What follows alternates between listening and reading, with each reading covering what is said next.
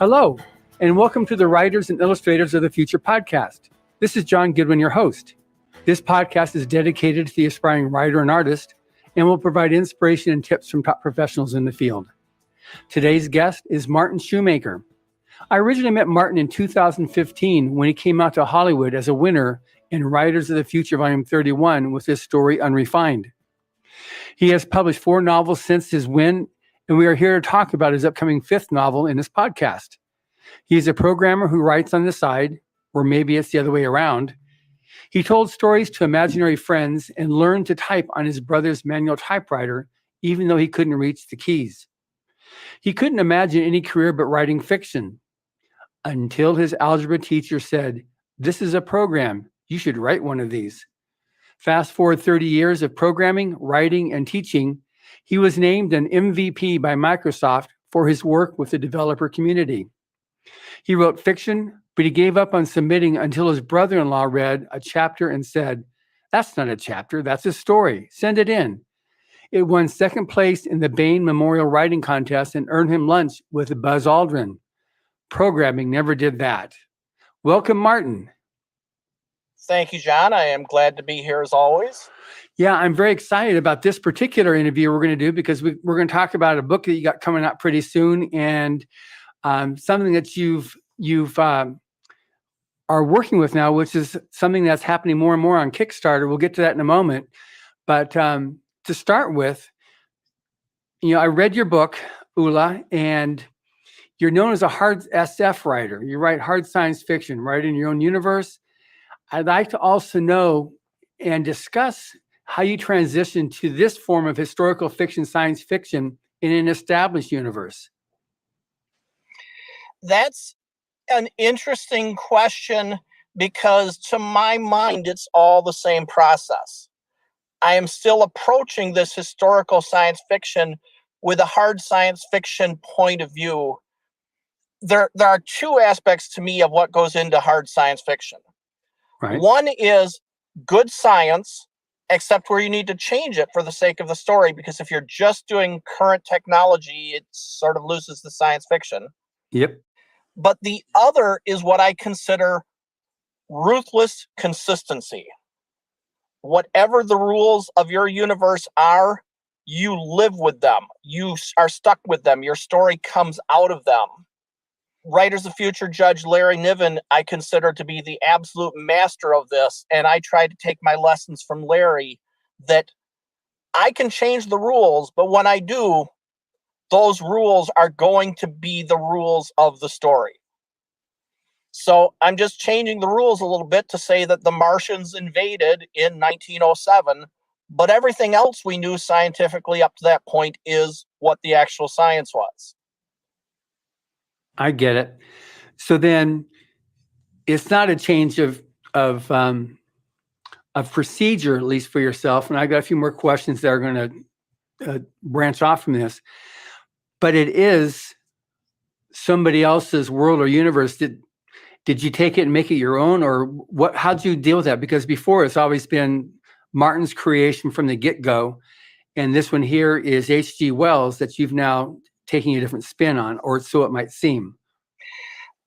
What's interesting is the only thing I changed from my perspective is that Wills's character in the book drew conclusions of what the Martians' motivations and thinking were. Uh-huh. And other than that, I keep everything the same, but his conclusions were wrong. There is not a thing that I reference in here that did not actually appear in his text, but with different motivations behind it and little plot holes or little complications that never came up when Wells was writing the story, such as in his own story, in his own words, the humans attacked first. It wasn't the most effectual of attacks, but the humans attacked first. Right. So there was some reason for the confusion on both sides from there. Right. So then, yeah, go ahead. So going back to the ruthless consistency, Wells's world, Wells's words were the rules I had to start within, and then find what were the loopholes and what were the changes I could ring on that. Okay, so now was Wells actually writing more of a satire on present day London or England? I don't know if it was satire per se, but it was at least on the edge of satirical, because that he was known for his social satire. But there's Right. a letter that he wrote to a friend that's been reproduced a few times, where he basically explained that he just wanted to have fun blowing up his neighborhood with a bunch of Martians, and how he killed off all of his neighbors in creative, fun ways. And All right. in So, fact, if you look at the story, something that I don't ever hear commented upon, there is exactly one named character in the whole story. Everyone else is the prisoner, the pharmacist, or the chemist, the brigadier. There's not a single person there that is referred to by name except for one character that his brother meets in London. and it's not Eugene. And it's not Eugene. Okay, good. We'll get to that a bit later, so I don't leave that total mystery there. Yeah, because I know Wells was definitely noted for his satire, and based on the fact that it just took place in his, like you said, his neighborhood, and that's where all the destruction occurred. If there was something he was trying to communicate via this science fiction about the some social commentary of that day and age. There But was some. evidently not. There was some, but he doesn't actually touch on it in the story. He mentions it elsewhere in his terms of his inspirations for the story. Yeah. He was of the generation that highly disapproved of some of the things that the British Empire was doing in some of the colonies and the Boer War, the Crimean War. He was of the generation that thought, you are going into where these people are living their peaceful lives, and you are disrupting everything, killing people right and left. So there was a little of an element of, how would you like it if it happened to you? Yeah, that's what I was wondering, if it was that type of a thing where he was, basically that the Martians invading were like the British when they take over the various quote unquote protectorships or their usurpation of territory, if that was what he was trying to allude to. And he never, I think, gets close to that in the text, but in his own commentary elsewhere, he's pretty clear on that. Yeah. All right.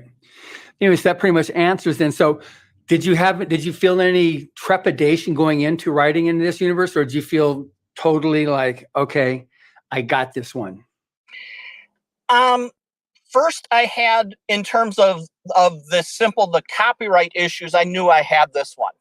I have been trained Right. by my Writers of the Future instructors and several others on how copyright law works. And I was absolutely clear that this is a book that's in public domain. So in a sense, I have liberty to do what I want with it.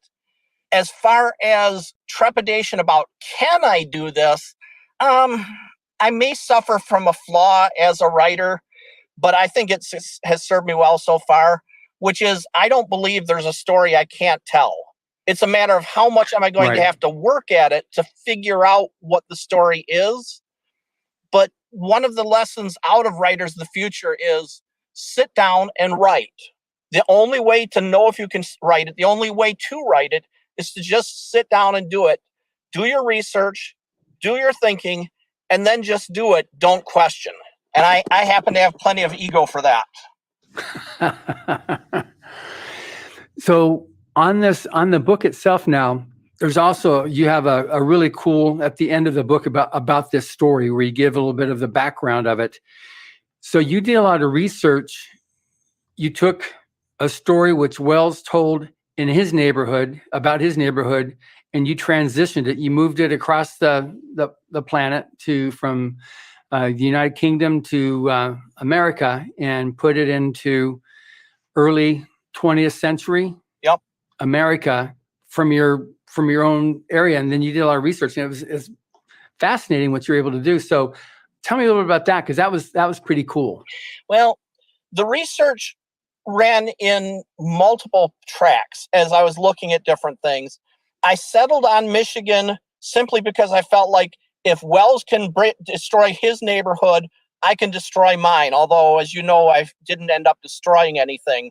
But I used my neighborhood only more than half a century before I was born.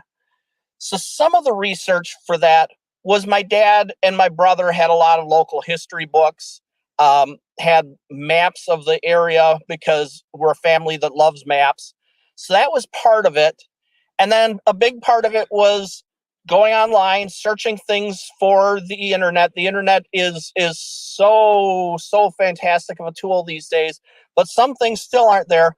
So some of it was going to the local libraries, downtown Grand Rapids Library, going through and reading the actual old newspapers of the day and reading the historical records of births and deaths and so on.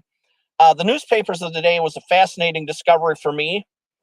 They had not invented the story block. They had invented columns in a newspaper, but when you started a story, it was in the upper left corner of page 1, and it went down the column until the end of that story. And then the next story started and wrapped up to the next column and down, and you might have stories wrapping to 3 or 4 columns, but there's no concept of a block of sub-columns that all went together in one story. So I had to learn a whole new way to read the newspaper. But I went back and read old school. Yeah. Yes. So I went back and read newspaper stories from the time period. Some of my earliest research actually, I discovered the Wellesian Society, which is a group of Wells scholars who published their own, I think it's an annual journal, it might be a quarterly journal, but Journal of Wellesian Studies. And I found 2 scholars who were astronomers and went against the grain entirely in terms of what people think in terms of when War of the Worlds happened, because Wells is ambiguous in that. The story was published, I believe it was 1896. His own text says that this happened early in the 20th century, and yet virtually all scholars have said, no, this clearly happened in 1897 to 1898, which is late in the 19th, not early in the 20th. These 2 scholars had actually studied the astronomy of the events that Wells had said in the story. These happened at these times. And they did the calculations of that and said, this combination of astronomical events could only happen in June of 1907. And I said, well, it's going against the grain, so it's going to make my story different already. And it's more convenient for me to have a 20th century story, to have things a little more advanced in terms of the development of the area. So I said, I will go with that. Well, that makes sense. Yeah. After that, I did a lot of researching on local history and just reading stories from people from the time. And that's how I discovered the Hardy family and had my mind blown and said, these are my characters. Well, Eugene is my character. Right. Eugene's a cool dude. It's an interesting character that's taking me some time to get into his head because he is so different from me, but he has the background that I know, the territory that I know from Dad's old stories and from old school records and so on. Yeah, he was, from what you said in the, at least in the back of the explaining the story, how you came upon it, he was the first Black graduate of high school or college? High school. In that area? In the state of Michigan. High school. And his father was the first Black elected official in the state of Michigan from the township, not my township, but basically the township across the street from where I grew up. And this was a story I had never heard, although it is known to local historians when I go and do a little digging. Yeah, that was fascinating. And I was really amazed too how you totally set your story in that time period with the whole rural America, the whole, the Sabbath, depending on which religion you are, when the Sabbath began and when it ended, and how important it was, and the racial strictures that were still in place, even though less stringent than in the South, very much so still in the North. It was, building a story around that and that setting. And I was really impressed with that too, that gave it a lot more of the authenticity, which is what Wells did too. It was so realistic that people really fell for it when Orson Welles did his broadcast in, 1911 or whenever that was, you're grounded so much into the realism of that time period that you find stuff, okay, now where is that line dividing between what actually happened and what he's fictionalizing? Mm-hmm. And I hewed as closely as my research would allow to the reality, which is why Eugene in my story is not just any random person from the area. He is a devout Seventh-day Adventist because, in fact, his family was known for that. As I understood the story from the sources I read, when Ellen White was traveling between Battle Creek, which was the main headquarters of the SDA Church, and Grand Rapids for some sort of mission event. This was back in the days when you didn't have Motel 6 on every corner. Essentially, if you were a traveler in the winter, you might knock on a door and say, "Could we stay with you?"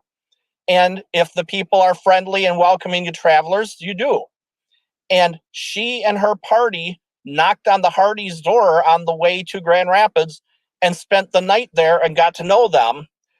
For those of you who are not that versed in Seventh-day Adventist history, Ellen White was one of the founders of the church and was one of the most influential writers of the church, that she wrote guides to the scriptures that would help people say, if I want to understand and get help on this topic, they would first turn to White, where she would discuss what the scriptures had to say, and then she would point to the relevant passages. So she was a highly significant person in the founding of the church and met the Hardys and converted them. So that became, again, with ruthless consistency, that to me was an indelible part of Eugene's character, that he needed to be faithful to the tenets of that church as best I could understand them and confirm them with modern Seventh-day Adventists, which, of course, not quite the same as 1907, but they know their history better than I do.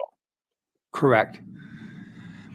Now, you also talk about this this road, the plank road.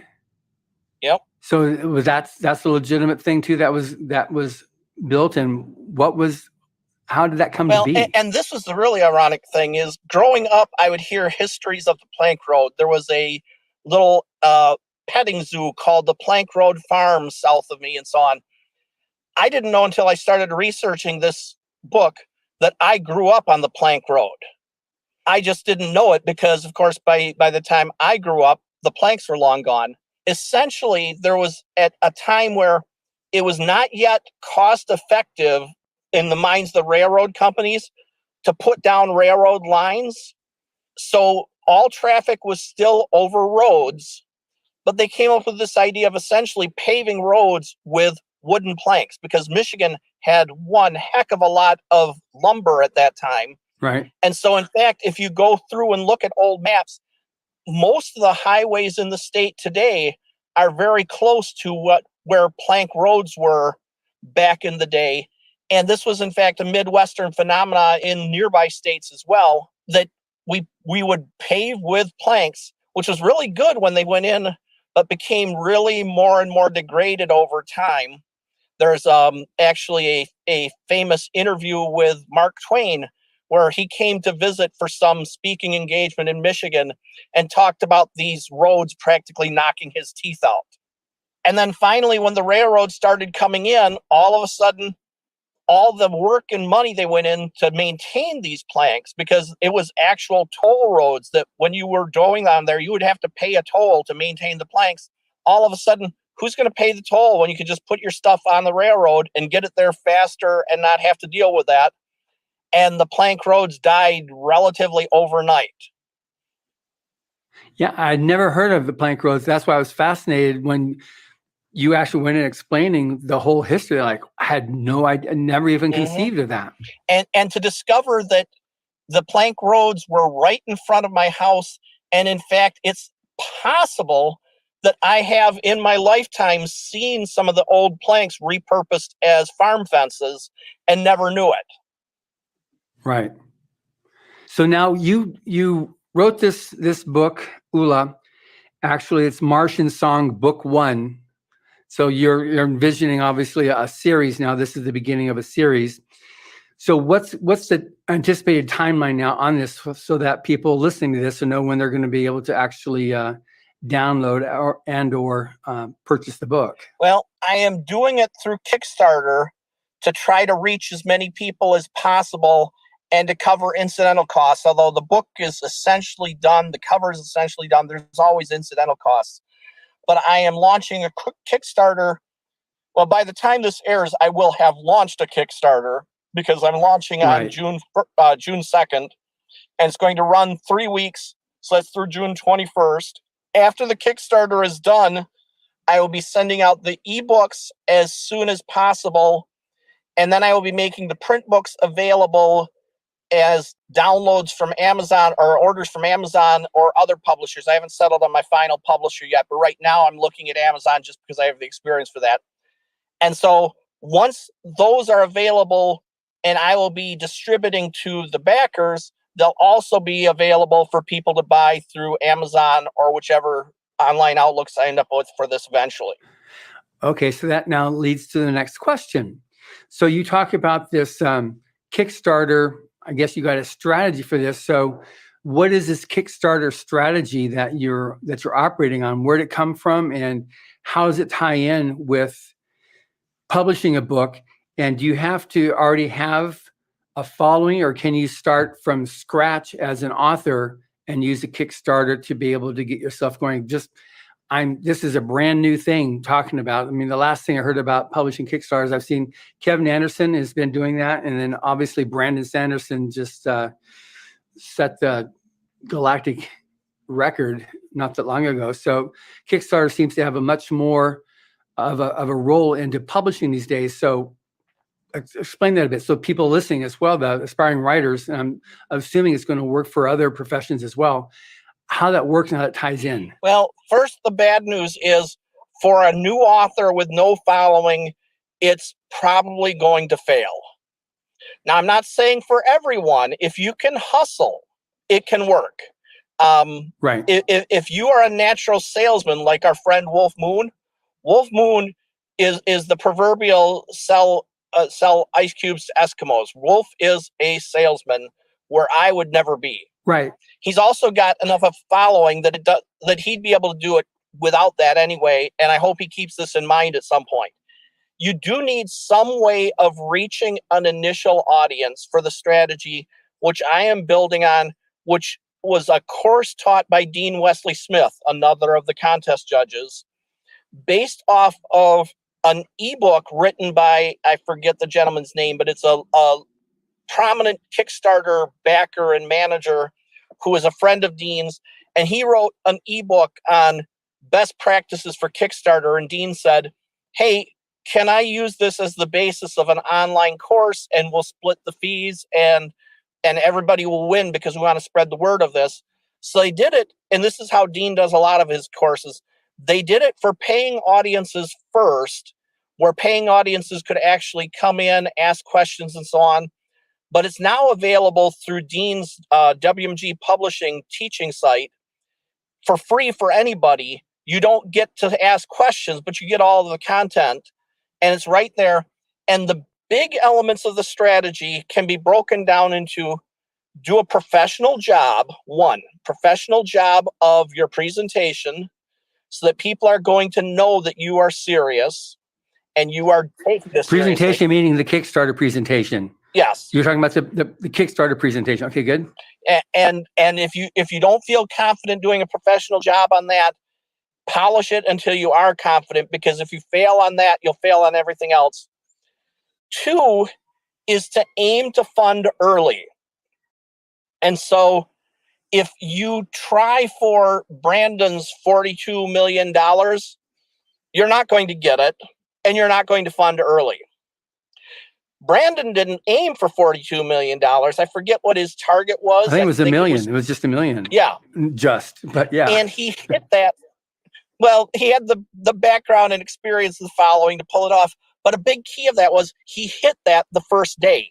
He hit that, I believe, in the first hour. Right. He did. And this is part of what Dean's strategy talks about, is if you hit your goals, the Kickstarter algorithms like your project and start promoting it. So hitting your goals is a way of hitting more goals, hitting more money, hitting more readers, because Kickstarter starts saying, this is a successful project. You'll want to hear about it. And so the strategy basically at that point comes down to ask for less and you probably get more. If you ask for something that's really achievable, then the chances are you will go beyond it. Whereas if you ask for something that you're not sure if you can hit that or not, then you could very well find yourself in the last days of your campaign still not knowing the answer to that question. And for those who don't know how Kickstarter works, if you don't hit your initial goal, the project is canceled. You get none of your funds. Nobody gets anything. And you walk away poorer but wiser.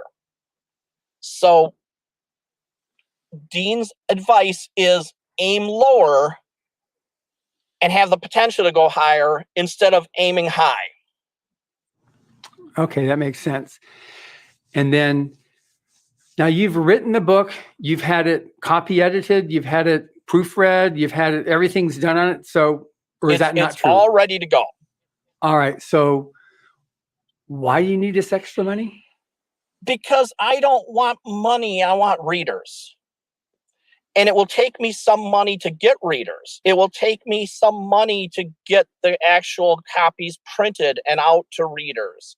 But this is a bit, as you can tell, because of the way I wrote it, right where I lived and grew up, this is a passion project.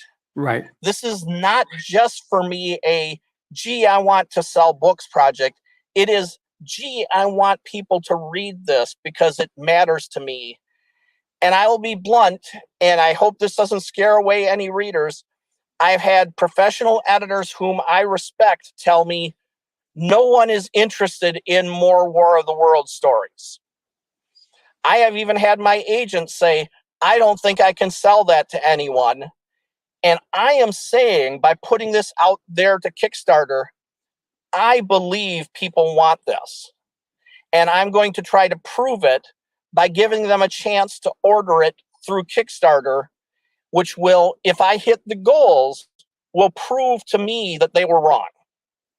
Right. I mean, the thing that was really different about your book from War of the Worlds is the aliens were so impersonal. I didn't have a feel for them. They were the aliens, and they were coming in, and they wreaked havoc. And then they died at the end because they couldn't survive with the bacteria on Earth that they weren't used to. But our technology wasn't able to do anything to withstand their onslaught. You've taken it, and now these are real people, and you've got this. I guess a hive mind. Is that what it would be kind of like? Essentially a hive mind, yeah. Yeah. But you also put the backstory about what's happening on Mars, why they even came here. What was the thing that sparked them coming here? And it wasn't an invasion. It was they were escaping their own scene. And so it was the story itself. I mean, it obviously it's War of the Worlds. It's that universe that well started, but it's so different now because you get to know at least one of them really well.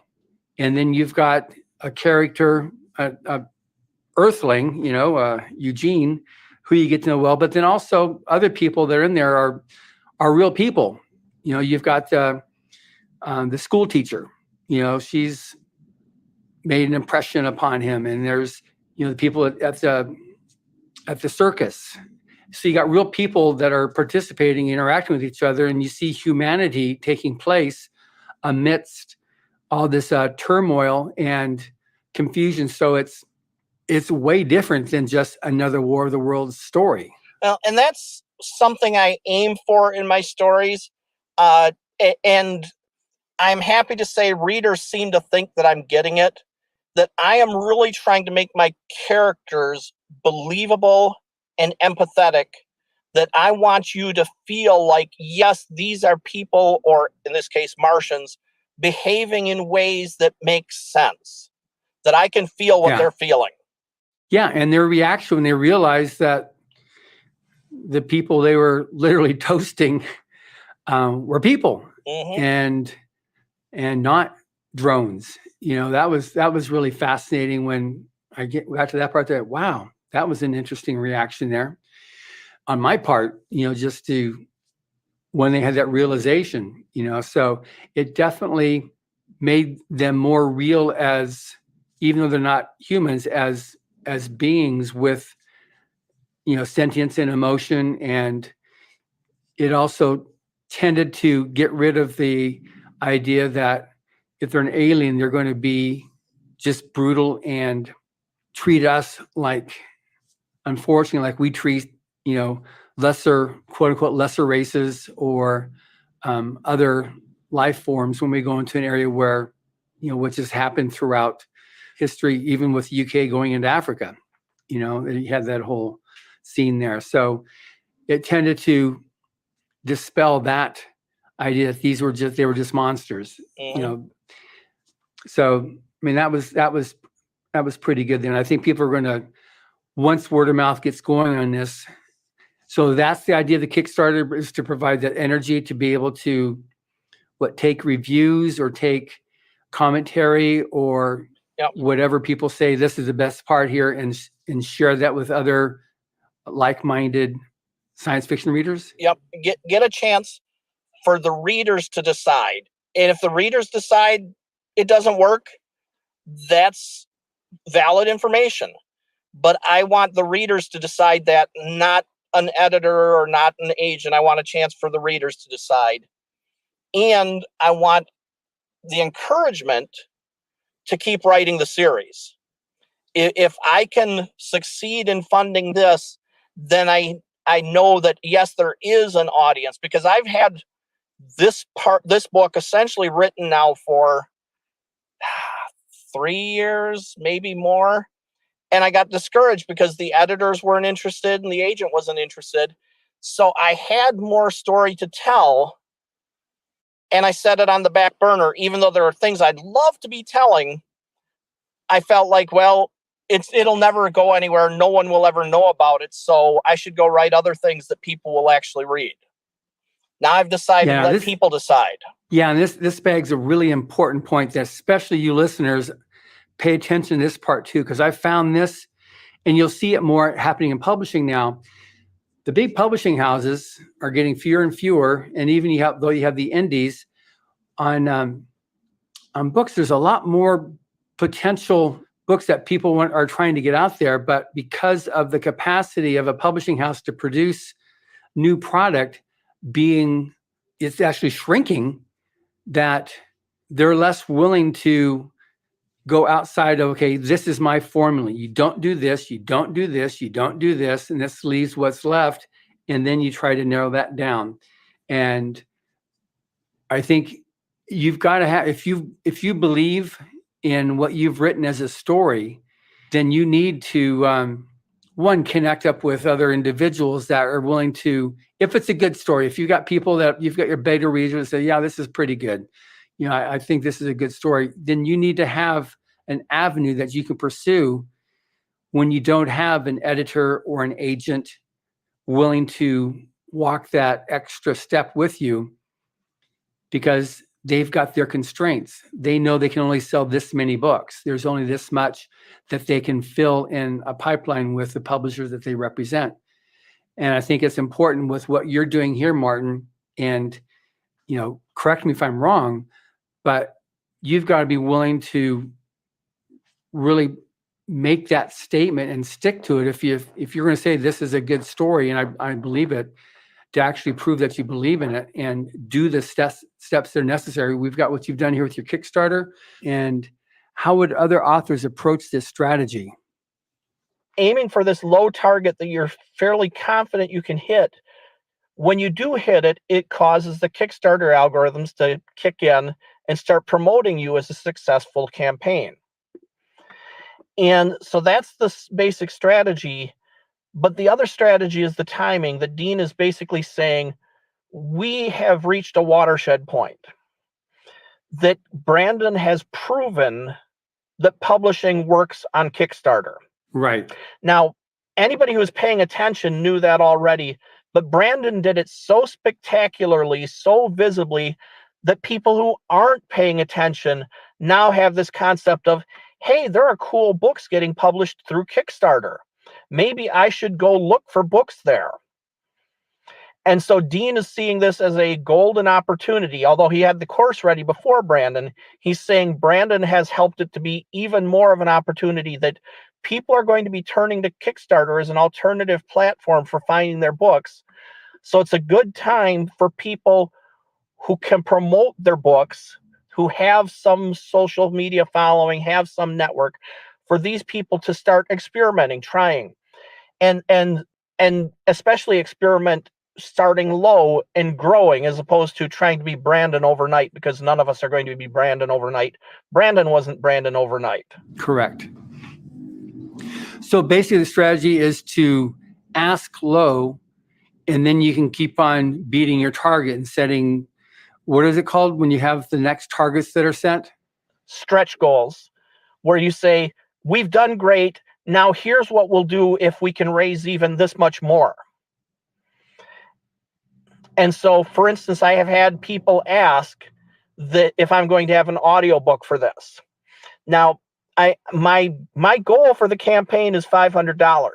Right. I'm willing to announce a stretch goal for an audiobook, but it's going to be $15,000. And that would be a pretty impressive first Kickstarter if I reach that number. But I've realistically looked at the production numbers for an audiobook, and less than $15,000, I will either fail to produce it, I will produce it and lose my shirt. Audio done well professionally is not cheap. Correct. So that would be your stretch goal if you're going to do, well, you have to do a stretch goal, because I would like to think that $500 is going to come and go pretty fast. And I am contemplating other stretch goals. I will have probably $1,000 stretch goal that if we reach that, everybody who backed the book gets another free ebook story. A story called Meet the Landlord that was published by Bain in, I think, 4 or 5 years back, in a collection called Little Green Men Attack. So I'll have that as a $1,000 stretch goal. I'm considering other stretch goals, but you have to be careful that stretch goals, again, it's all about the net. If they cost you too much, you're actually losing by rewarding. Right. Well, even if can you have multiple stretch goals? The interesting thing that I learned in my first Kickstarter campaign is stretch goals are a myth. They don't actually exist. They are not something that Kickstarter defines. They're something that some early Kickstarter creators decided they wanted to keep rewarding people once they passed their funding goal. So they started adding these on. So honestly, there are no particular rules for what a stretch goal is. It's your creativity. Kevin, on his most recent Kickstarter, a couple of his stretch goals were, if we reach such and such a dollar amount, I'm going to host an online Q&A session with all of my backers so they can ask me any question they want to ask. Right. So it's not a product in that case. It's a chance to interact with the creator. One of the things I have looked at is, if I see that I'm reaching a stretch goal, maybe it's a $2,000 mark, I'm still deciding on this, that maybe at that mark I will say, people are interested enough for this, maybe I should take them on a tour of all the places where the story took place. Take them to the Hardy family gravesite. Take them to the Hardy Pond, which is at the local township hall. Take them to where I did my library research. That this would be a stretch goal, that it will take me a weekend of my time, but it would be a way of rewarding that if people are this interested, maybe they want to see the research. Good.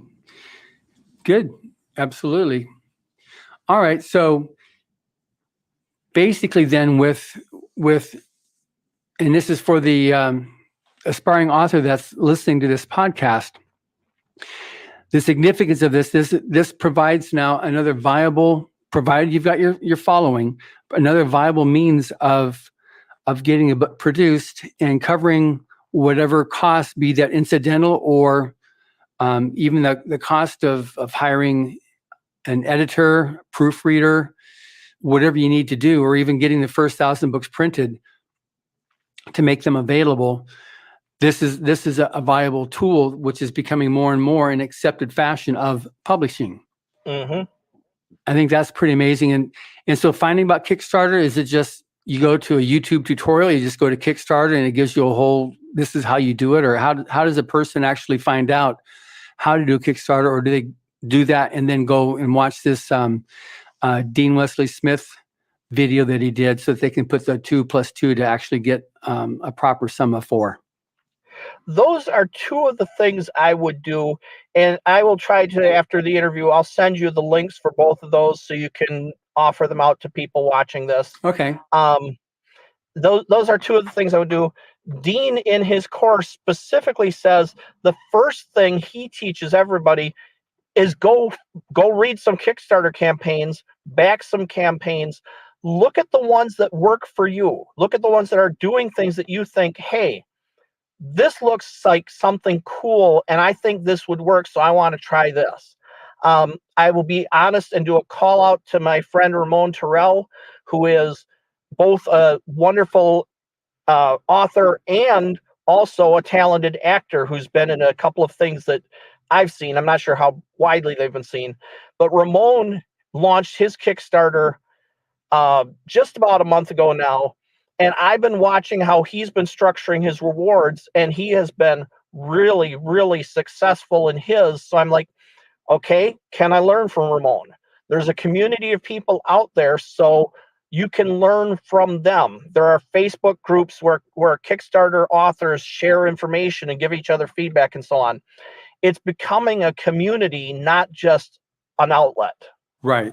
Well, that's very interesting. And we've not discussed this before in this podcast. So I think this is going to be very good for people who have been listening to this podcast for different ideas. And like I said at the outset, tips and inspiration. All right. So now I'm going to bridge over here to just you as an author, your growth as an author. So how did that go? I know we talked about this before in previous podcasts, but I just want to quickly cover that and bring us up to when you came out to Hollywood as the Win brought you here for Rise to Future I'm 31. So a little bit of your growth as an author, and then how you're able to juggle both programming and writing. Yeah. Well, I've been a storyteller of some sort or another apparently my whole life. I don't have real strong memories going back to when I was really young, but my mom used to tell me that I told stories about imaginary friends. One of my earliest memories, you mentioned that in the introduction, was my brother's typewriter, where I could type real books on that thing. So I've been doing the writing all my life, and I've been doing the giving up because I didn't have the persistence in the face of rejection. And it took me till I was 47 years old to get past that and start accepting that rejection is part of the process.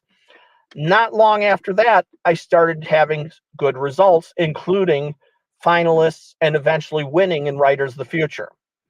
So it took me just the maturity for 4.5 decades of it to finally accept that this stuff is hard and you don't give up. But then it was a game changer at Writers of the Future because all of a sudden my network expanded to include all of you wonderful supportive people at Author Services and Galaxy Press and all of these supportive judges who would give me advice on things and cheer me on in my career and sometimes give me opportunities where, hey, could you write a story for this? But one of the most effective things, honestly, and I didn't know it at the time, but it was that 24-hour story.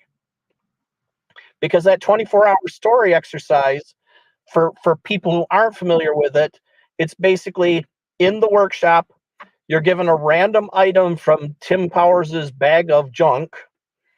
You're taken to look through and do random library research, and you talk to a random person, and you use these story seeds to tell a story in 24 hours, which if you're a new author, I have to tell you, I know where you're at. I know how intimidating that sounds. I know how absolutely terrifying it might sound that you have to be an extrovert to go talk to people and then you have to write a whole story in a day. Right. Right. You learn. It becomes easier. I am now at a point where I can reliably turn out 3,000 plus words an hour for as many words as I sit down and produce them. If I am on my treadmill, it may be 4,000 words an hour. If I'm just sitting in my chair, it might be 5,000 words an hour. That's a pretty rare one, but I have done 5,000 word hours, and I can do it for as long as I want because that exercise taught me to just get out of my own way and let my brain tell the story. And it didn't feel like I was learning anything at the time, but my 24-hour story went on to be named one of the year's best military and adventure science fiction stories for that year. So it broke me past the barrier of I can't do this and put me in the mood of I can do this if I sit down and just make myself do it. If I'm a professional, not a dabbler. Right. So on the workshop or any aspect of Rise to the Future, you obviously you were taught by Tim Powers and the late Dave Farland, and then all the guest judges that go in there. But there's also several essays in the. There's a book of essays by L. Ron Hubbard that he wrote for aspiring writers. Any particular part of that, or any essay that more rings true to you, or that helped you on your journey? Actually, I've got a copy of the book right here. Because they are great practical essays on the profession of writing, of approaching writing as not just a craft or an art, but also as a job you have to get done. We had at this year's workshop, there was the visit to the Author Services building, and there were some biographical sketches of Mr. Hubbard, which also touched on a lot of the same topics. And there was a lot there. There was such practical advice about stop whining, do it. And if it's not good enough, do it better next time. But I think relevant to my career especially is the one he did, and this was, I think, reprinted in volume 33 on research. Search for research? The search for research. Yeah. That one just, it described, and here, I'm glad to have him teaching it, but it's more or less where I had already reached in my career early on of, if you research, you will find stories. Right. They may not even be the stories you were necessarily starting out looking for, but that's exactly the lesson he teaches. Is one writer was complaining about, I'm not going to do all that research for a penny and a half per word. And Mr. Hubbard goes out and does tons of research, and no story sells a story. Then another story built on that research. Then another story built on that research. And then another. And these stories built on that research are starting to mount into the hundreds of dollars in 1940 dollars. Right. Because research always sticks in your brain and becomes something you can use later. It's never wasted. And going all the way back to Ulla, this is essentially how Ulla came to be what it is I said, I'm going to research this time period and see where Martians fit into this time period. And the entire structure of the story from there is the research, the things I learned about the Hardy family, the things I learned about the local communities that don't even exist in my lifeline. They'd gone away. All these things I've learned along the way became the story. I didn't sit down to have a story. I sit down to have, how am I going to make this research work with Martians?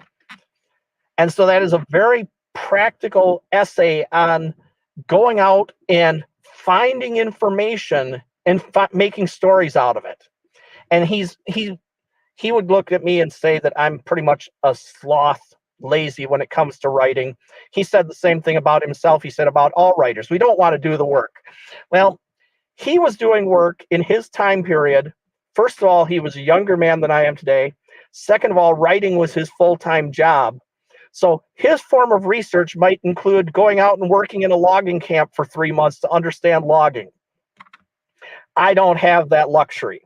But his kind of research would also be go spend a weekend in the library, which is exactly what I did for Ulla. But I'm also blessed with something that he didn't have in his day, which is the internet. Right. Where I can do an awful lot of my research sitting in my bed, petting my cats, having a nice meal, and going out and finding what the internet can lead me to. And I can only imagine the sort of research he would do with that tool available. Yeah, I mean, at that time he did a lot of his Orient adventure fiction, but he actually traveled to China and Mongolia and various places over there. So he lived that life. So he was able to add that realism. He went to he traveled all over the world. He was at that time very, very unusual that anybody had that much travel in them. So you're able to travel now and experience these things with the internet that wasn't possible back then. Mm-hmm. And I think that there is a real power in his approach. I just don't have the flexibility to go travel to China for 3 months. Right. I mean, the one advantage you do have from actually being there and doing it versus seeing it on a National Geographic show, which has got beautiful cinematography, is meeting the people, getting to know what they're like. Who are they? That's something that a lot of actors, when we created our audiobooks, one of the complaints that actors frequently have is when they have to be the various characters that authors have written, and they're just unreal. They're not real. And because of his worldly travels, he was able to write people in their exact personas. And so when we recorded like Battlefield Earth or Mission Earth, where we had hundreds of actors, we even got actors who were from the countries that were referenced, like in Mission Earth. And they said, this is exactly what a nurse over in this country is like. So he was able to really get the voice, which being there and meeting the people is the only thing that can actually give you that ability to do. But like what you did with your book that you just did here with Ulla, you do have the voice. I mean, you've definitely got that Midwestern, that's you. You are Midwestern, and you just turned it back a century and were able to get what the people were like there. But you have a basic feel for the Midwest that you're able to put into your book that made that realistic. And I think that's important for a good storyteller to have that sense of realism of the people themselves, not just the locale of what it looked like, and that the roads are the right name and the hills in the right place, and that type of stuff. And so I think he wrote a really, really important piece there on the value of research and opening up your mind to research will pay off. Yeah. Good. And it's absolutely true. Definitely was true for him. And you're expounding on that. It enables a story, especially if you have something grounded in real life. It makes it plausible. You've got to have that. Mm-hmm. So now on you juggling your life then as a programmer and as an author. So I know you wrote this one book called On Being a Dictator. So how much does that play in dictating your stories as compared to just sitting on a typewriter and writing? For me, not for everybody, but for me, it's a game changer. For Writers of the Future Judge Kevin J. Anderson, who co-wrote that book with me, Kevin wrote more of it than I did, to be honest. For Kevin, it's a game changer. But for Kevin, he's a full-time writer. So for him, the benefits are there. But for me, it's a very specific benefit that it lets me turn my daily commute for the day job into writing time. It lets me take an hour travel in the morning and an hour in the evening and turn them into 2 hours of dictation, which on a bad day, I get 25 words per minute. On a really good day, I have been known to get 60.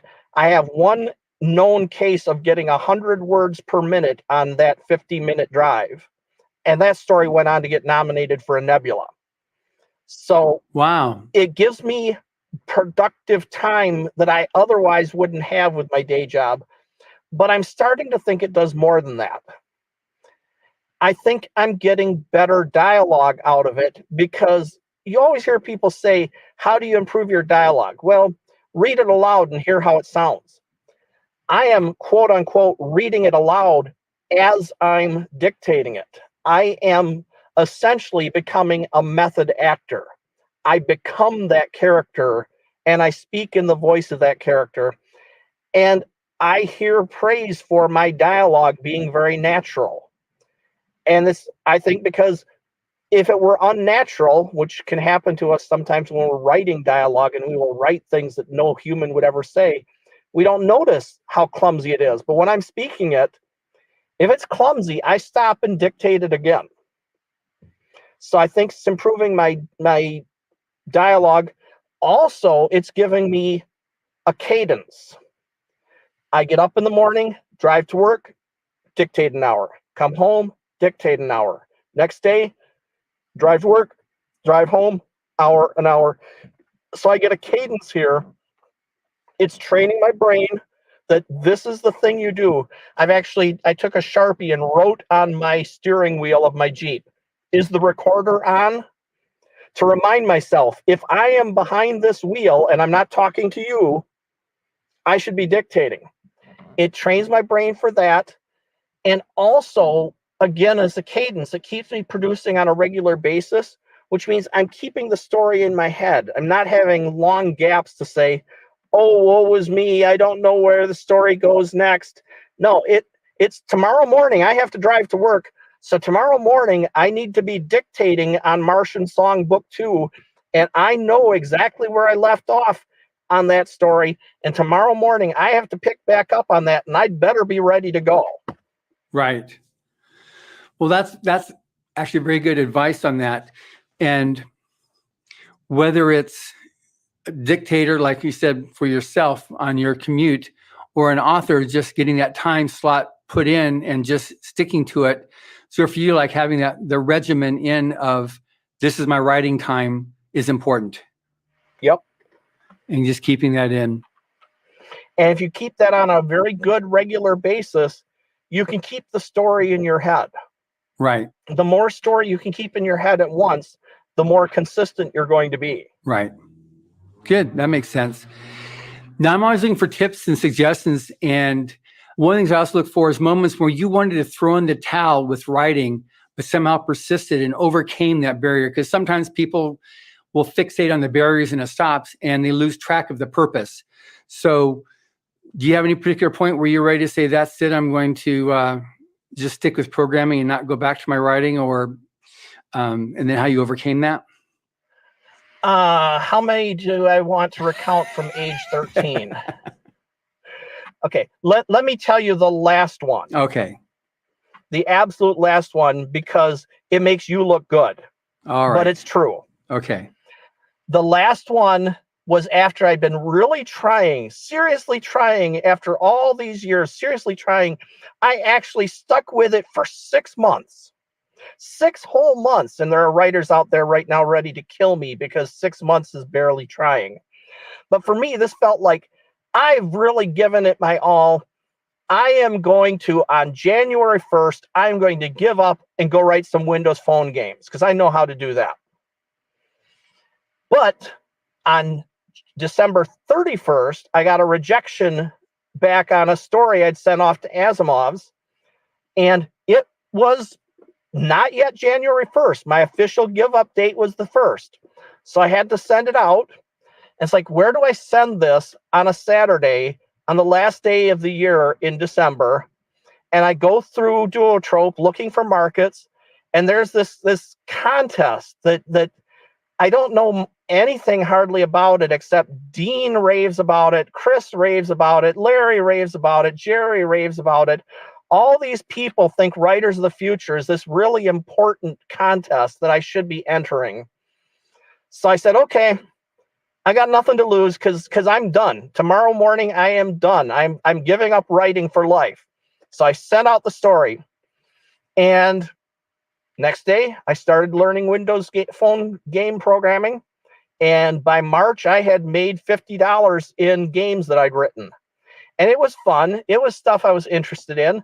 It was no big shakes, but $50, considering I wrote my first line of game code 2 months earlier, really. Nothing to sneeze at. And then I get a call from Joni from Writers of the Future, which I literally had forgotten I had submitted to, telling me that my story is a finalist. I'm like, what's a finalist? I had no clue. I knew that little about the contest. She said, oh, well, you're one of 8 that are potentially going to be winners for the quarter. There's going to be 3 of them. It's going to take about a month for us to know. But I just thought you ought to know that you were in the top 8 for thousands. I'm like, okay. Now I went out and did some research. Now I went out and read up on the contest. Now I read Brad Torgerson's essay on how much he got out of winning the contest and how much he learned and the connections he made. So when Joni called me a month later, I'm like, yeah, I want to win this thing that I'd never heard of 4 months ago. And I didn't. Nope, you weren't one of the top 3. You were only one of the top 8. And then she said, but Jerry Purnell loved your story and he thought it should have won.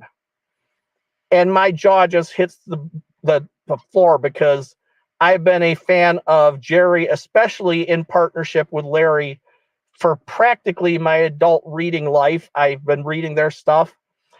And I'm like, Jerry thinks I can do this? And that's when I realized that my mistake was giving up, was taking rejection as failure. And that was literally the day that I gave up giving up. And I have no giving up stories to tell after that day, because I decided that, so they don't want the story. Send it somewhere else. Send them another one. It doesn't matter. It took, I want to say, 14 entries. It might have been 13 entries before I actually won Writers of the Future. But I didn't care at that point, because most of those stories, I could self-publish them if I wanted. I could send them somewhere else. It didn't have to be all or nothing. It was keep trying. And that is my lesson now, especially to young writers, because it took me more than 40 years to learn this lesson. I want to tell the young writers that getting rejected doesn't mean you're a failure. It just means that story didn't work for that editor, for that market. Keep trying. And for that month. And for that month, yes. That's a great story, and that's great advice too, because it's people aren't thinking outside of their world when it comes to that. It's like, for them, this is my story. It's been rejected. Therefore, I'm rejected. Therefore, I'm done. And that's not it at all. There's so many other extenuating circumstances that can be going on, all the way to the point it could be an awesome story and any other time period that editor may have purchased it, but they just bought a story like that for that current issue of the magazine or for the book, or just had one and it's not due for another 6 months to have that type of story in their magazine or the next year's book. There's all types of things other than the fact of you're rejected. And some people, some editors don't have enough time or resources to sit down and write long, involved, thanks for trying. I'm sorry we couldn't take it. They just, some of these guys are just seriously swamped. Mm-hmm. And this gets back to how my productivity has increased thanks to the 24-hour story, thanks to learning to dictate. I now can produce, if I'm not lazy, because again, writers can be lazy, but if I'm not lazy, I now can produce material so fast that my investment in any one story of, oh no, if this story doesn't succeed, it's the end of my writing career, is completely gone. Because I'm just writing the next story already. That yes, I love that story. I put my best effort into it. And once it's out in the world, I go on to the next one. If I get a rejection back, I allow myself, I call it the 5-minute rant. For 5 minutes, I'm going to be upset that story didn't sell, and then send it to the next market. If on the other hand it sells, I give myself 5 minutes of happy dance and move on to the next story. That productivity that I've gotten out of dictation has changed my attitude that every story is still important, but no story is life or death anymore. That's really good. That makes very good sense on that, and that's something that also goes back to the name a writer writes. Mm-hmm. All right, so we're getting close now to the end of this interview. So, anything else that I didn't ask that you'd like to bring up? Nothing is coming to mind. I hope people will take a look at my Kickstarter. It's actually in pre-launch right now as I speak. It will be fully launched by the time you air this. Right. So if you go to Kickstarter and search under publishing for Ulla, Ulla, I pretty much guarantee it's going to be the only Ulla on Kickstarter. I'm sure you're right on that. So I didn't know what to expect when you sent me the book to read, because I always like to read books if I'm speaking with an author. But once I got into it, meaning I read so many kinds of books right now because of all the different authors I interview. Once I got into it, it's okay, good. This is a different mindset now. It was just, I was fascinated. Mostly I was fascinated with the history that you wove into it that made it. If I hadn't have already been familiar with War of the Worlds, I wouldn't have known this is War of the Worlds. Mm-hmm. And it diverges farther as we get into the later books, because now I have to deal with a world where London has been destroyed. There's a fairly good chance, I haven't decided yet, but there's a fairly good chance they have a new king. They almost certainly have a new parliament. And I decided that a certain North Country backbencher might have been visiting his constituents at that time and therefore might have survived and might be helping to rebuild the British Empire now in the aftermath of Martian invasion, a gentleman by the name of Churchill. All right. Who was rather famous for, in our timeline, for taking vicious war back to the people who attacked his country. Right. And so that's going to be coming around book 3 of Churchill Wants Blood. And that's a whole different timeline, but it's the same historical personality, the same perspectives on things. That I can take this altered history now and take the existing personalities that we know from our history and say, how do they react to a world that has discovered that Martians exist? Well, it's definitely something that people are going to have to read volume 1 before they get to volume 3, and volume 1 is definitely worth a read. So now, how can people find you? Because this isn't obviously the only book. There's going to be a lot of other stuff that they can read. So how does somebody find, if they want to find out more about you and your other novels that you've written? Simplest way is my website, which is shoemaker.space. Good. And then you're obviously just .space, not .space.com, not .space.org. When you've typed the letter E, you're done. Good. So shoemaker.space is your domain name. Good. Yep. And then obviously you're going to be found on Amazon, and people can find you in Goodreads. Yep. And if you go to riseoffuture.com and type in Shoemaker, you're going to find his story in there as well that he won with back in volume 31. And I definitely recommend that as well, in my humble opinion. So it's been great speaking with you, Martin, and I'm glad we're able to do this. And hopefully this helps to make your Kickstarter a smashing success. I just want nothing but success for you. You're a great author, a great person, and I'm hoping to see much more coming from you in the years to come. I appreciate that. And thank you for listening. Subscribe to the Writers of the Future podcast wherever you get your podcasts. We have also been syndicated on the United Public Radio Network, where you can find these podcasts as well. Writers of the Future can be purchased wherever books are sold in the U.S., Canada, the UK, Australia, and South Africa, and available everywhere else via Amazon.com. Writers and Illustrators of the Future are contests created by L. Ron Hubbard to provide a means for the aspiring writer and artist to be seen and acknowledged. It is free to enter and open to amateur short story writers and artists of science fiction or fantasy. Again, thank you very much, Martin. Thank you.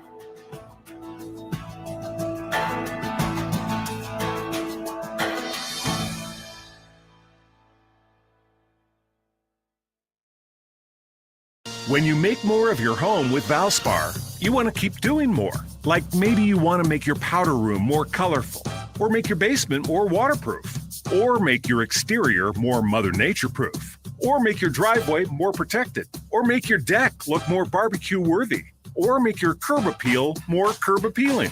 Whatever project is next on your list, Valspar makes all the products and tools to help you make more of it. Valspar, made for more, available at Lowe's. Matthew Kennedy, hello, my man. Jim Goodall, how you doing, brother? Good to see you. The legendary Jim Goodall is here. And just for you, Jim, I was thinking about you, and I put my Team Lazar t-shirt on. I got to get you one of these. Yeah, I got to get you one for Bob as well. There she is, the gorgeous Bobby Younce has returned after a month of not being here. Wow, it's nice to have you back, Bobby. Thank you for joining us. And we got about 35 seconds. And let's see who else is coming on in so far. It's everybody.